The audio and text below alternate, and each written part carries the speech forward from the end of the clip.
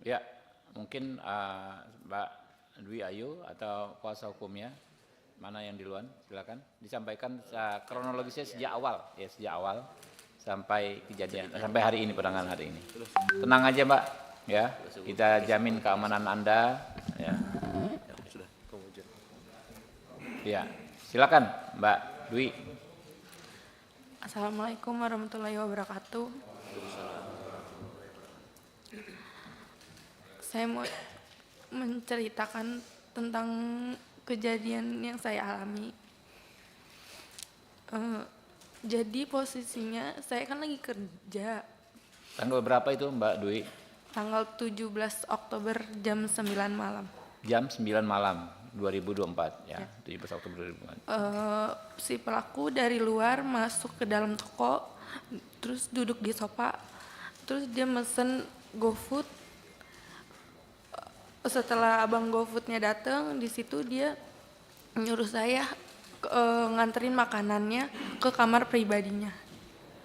Terus di situ saya nolak karena di situ bukan tugas saya juga, makanya saya nolak. Ada hal lain juga dari sebelum kejadian ini, dia juga pernah ngatain saya miskin, babu.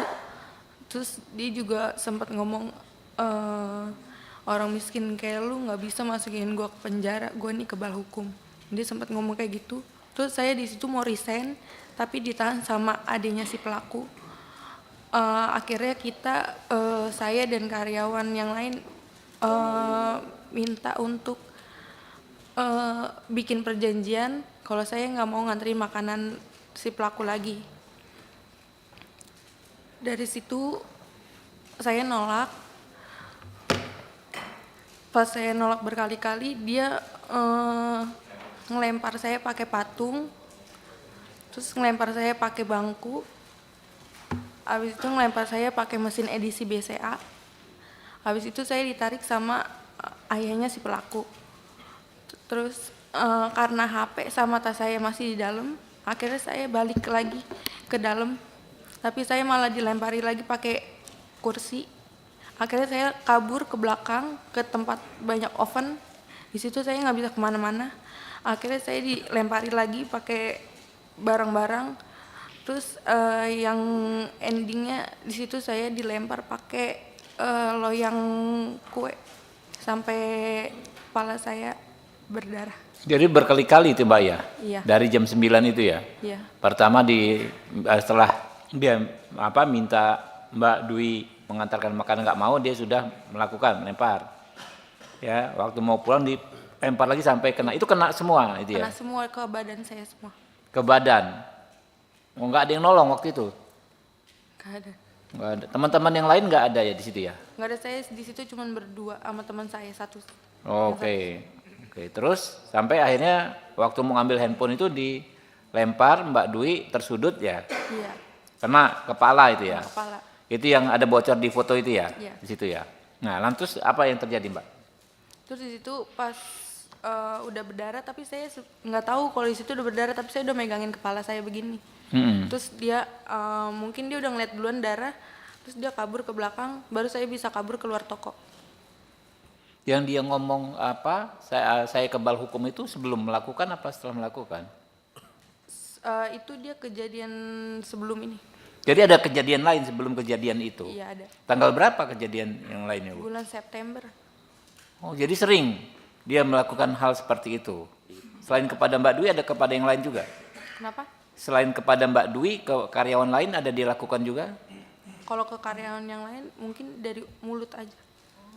Omongan, verbal. Iya. Oke, tapi yang Mbak Dwi bulan September sudah pernah dilempar juga? Iya, tapi di situ dia lempar saya pakai tempat solasi, itu kena kaki saya.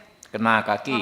Oke. Kalau terus dia juga lempar saya pakai meja, tapi nggak kena. Nggak kena. Nah, makanya dia ngomong karena merujuk ke kejadian sebelumnya bahwa dia kebal hukum. Iya. Oke. Sampai setelah berdarah, Mbak dibawa ke rumah sakit gitu? Ke klinik. Ke klinik penggilingan situ? Iya. Oke, lanjut. Abis kejadian itu langsung lapor ke Polsek Cakung. Ke Polsek Cakung. Rawamangun dulu. Rawamangun. Iya, tapi di situ emang nggak bisa nanganin karena Oke, kejadiannya di Cakung. akhirnya dirujuk ke Cakung, yang di Cakung juga nggak bisa nanganin juga. Kenapa yang Rawamangun menolak? Apa alasannya waktu itu? Mungkin TKP. Oke. akhirnya saya disuruh ke Polres Jatinegara, Jakarta Timur. Oh, ke Polres Jakarta Timur di Jatinegara. Itu hari itu juga, hari yang Hari sama. itu juga, Jadi hari itu Mbak bolak-balik ke 3 kantor polisi. iya.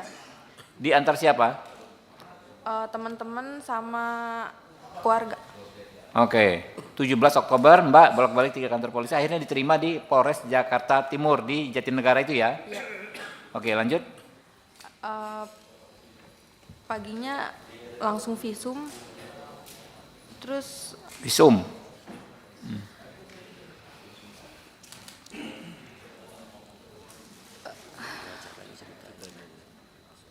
ada cerita juga yang tentang pengacaranya. Saya sempat dikirimin pengacara dari pihak pelaku, tapi awalnya saya nggak tahu kalau itu dari pihak pelaku. Dia ngakunya dari LBH, utusan dari Polda. LBH utusan dari Polda. Iya, dia ngakunya. LBH apa? Disebutin aja mungkin. Kurang tahu. Dia ngomong itu aja. Oke, ngakui dari LBH ya, tapi Mbak belakangan tahu itu dari pelaku. Gitu. Awalnya nggak tahu. Oke. Terus pas pertemuan di Polres pengen BAP, di situ dia ngasih tahu kalau dia disuruh sama bos saya. Siapa namanya? Apsya. Nama pengacaranya? Enggak. Pengacaranya siapa namanya? Bosnya siapa namanya?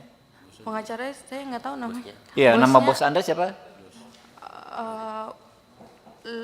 Linda. Oh, Bu Linda ya. Nah, makanya namanya itu Linda apa ya? Linda. Oke, lanjut. Terus akhirnya mama saya ganti pengacara. Di situ pengacara yang keduanya enggak. Kalau saya tanya tentang gimana kelanjutannya, dia selalu jawab sedang diproses. Ke si pengacara itu, yang dikirim si itu? Atau pengacara Yang kedua, lain yang berikutnya? kedua. Yang Pengacara kedua? Iya, Sama juga dari Polda juga ngakunya, bukan? bukan. Oke.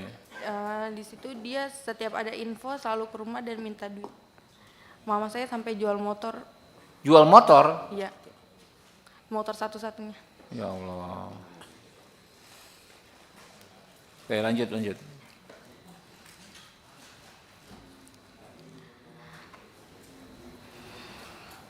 Lanjut, santai aja. Abis jual motor itu saya tanya-tanyain, itu udah nggak ada nggak bisa dihubungin lagi. Pengacaranya hilang, ghosting lah. Lanjut. Akhirnya saya dihubungi oleh Pak Jainuddin. Oke, dari tim ini ya, timnya Pak John ya. Iya. Oke. Saya juga dikasih bantuan oleh Bang John